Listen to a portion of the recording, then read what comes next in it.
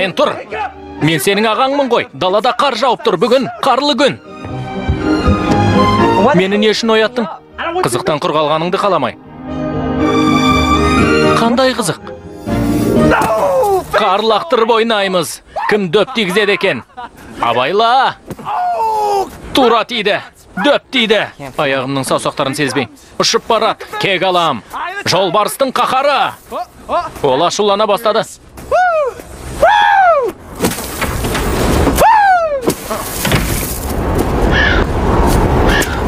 Не болды, Том? Брайан, үйге бар. Сау бол, Брай. Көңілді ойын болды. Қар лақтырып ойнағанды жақсы көресің бе? Жай, көңіл көтерейін дегенім ғой. Иә.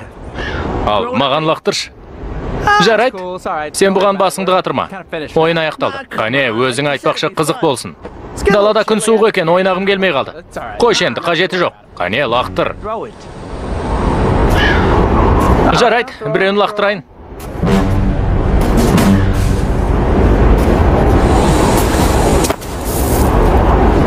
Мерген екенсің.